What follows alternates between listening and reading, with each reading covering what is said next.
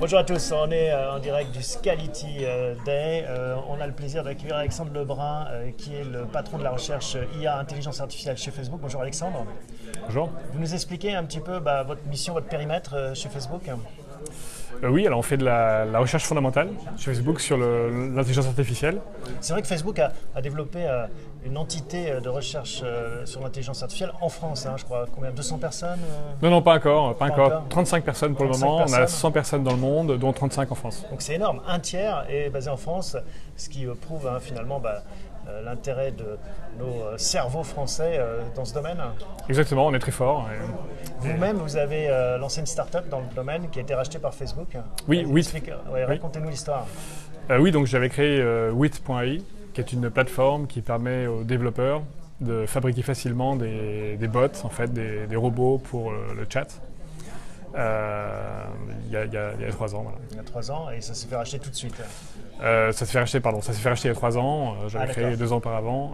Voilà, donc on a rejoint Facebook par cette intermédiaire. Ça prouve l'appétit des géants, notamment américains, sur cette problématique de l'intelligence artificielle. Qu'est-ce qu'on met derrière l'intelligence artificielle? Il y a plein de définitions. Quelle est la vôtre?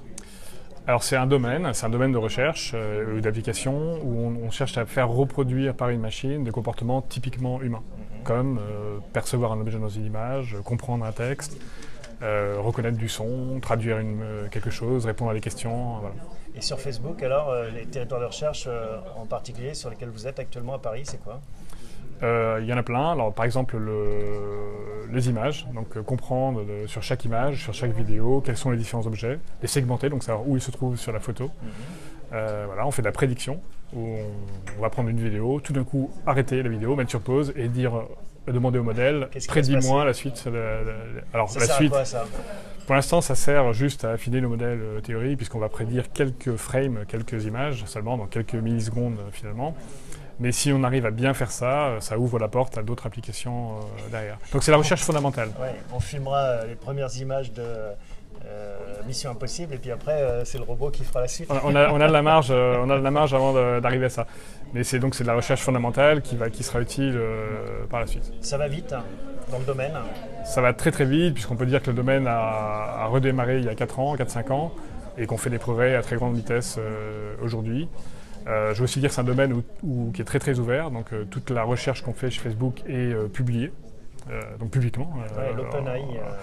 Alors OpenAI, c'est une autre initiative, mais qui applique le même principe de recherche ouverte. Notre code est en grande partie open source, donc tout ce qu'on fait est disponible. Qu'est-ce qui vous bluffe le plus? Vous êtes un spécialiste de ce secteur. Qu'est-ce qui vous marque le plus comme progrès ou comme initiative en termes d'intelligence artificielle?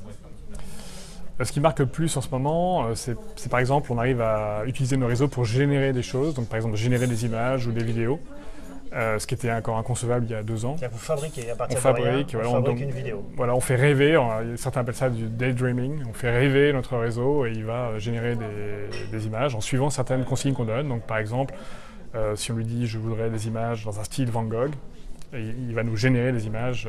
À partir de rien, une feuille blanche. À partir des exemples de Van Gogh, parce que tout est appris avec des exemples.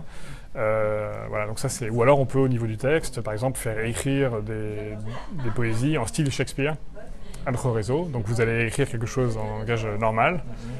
Et il va vous convertir en mode en quelque chose shakespearien dans le style. Donc ça, c'est des choses qui sont étonnantes. Donc on touche vraiment à ce que certains imaginent être le dernier bastion de l'humanité, c'est-à-dire sa créativité, notamment artistique.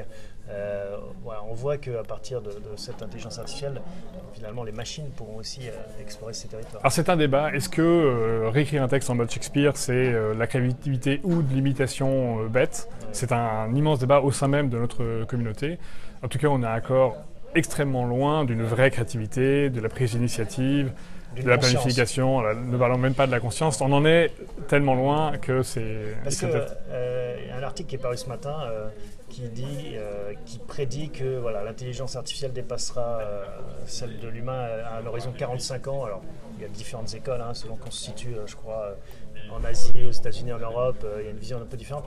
Vous avez le sentiment qu'on va aller très vite vers ça? Pas du tout. Je pense déjà que faire des prévisions à 45 ans, c'est impossible. On a du mal à prévoir le temps qu'il faut. En général, on surestime ce qu'on peut faire en 2 ans et on sous-estime ce qu'on peut faire en 20 ans, mais quand même, le truc c'est qu'on n'a pas de feuille de route précise qui mène à ce qu'on appelle l'intelligence artificielle générale, ce que vous décrivez, la conscience, etc. On ne sait pas quel est le chemin qui mène à ça. Donc comment peut-on dire dans 10 ans, ou dans 20 ans, ou dans 50 ans on y sera? Peut-être qu'on n'y sera jamais, peut-être qu'on y sera avant. C'est difficile. C'est un autre type d'intelligence qui, malgré les prouesses qu'on sait, les démos qu'on sait faire aujourd'hui, en fait, est complètement différente, qui est une bête différente, et on n'a pas d'idée encore de comment le fabriquer. Pour ceux qui regardent cette émission et qui sont à l'école, sur les bancs d'une université scientifique, école d'ingénieurs, qu'est-ce que vous pouvez leur dire? Comment est-ce que vous travaillez? Comment est-ce que ça fonctionne en fait? Alors, une chose que je voudrais dire, c'est je pense que l'IA, vous avez eu l'anglais, même si avant les gens qui apprenaient l'anglais voulaient devenir guide ou traducteur. Après, il est devenu évident pour tout le monde que l'anglais, c'est un outil dont tout le monde a besoin dans le milieu professionnel, ou presque tout le monde. Je pense que l'IA va devenir ça, quels que soient les secteurs, les métiers. L'IA va jouer un rôle d'assistance, notamment d'assistance aux humains, à transformer les métiers, et que maîtriser les quelques bases, savoir ce que c'est, être familier avec ça, ça sera utile quoi que vous fassiez. Ouais. Donc c'est ça que je dirais. Mais moi ma question elle était plus précise, c'était ceux qui voudraient travailler dans votre équipe de recherche sur l'intelligence artificielle. Quel profil, quel genre de tête vous recherchez? On cherche des chercheurs. On cherche des chercheurs. Donc c'est niveau PhD. C'est niveau PhD ou alors on a des gens qui font des thèses au sein de notre labo, donc notamment avec les conventions CIFRE.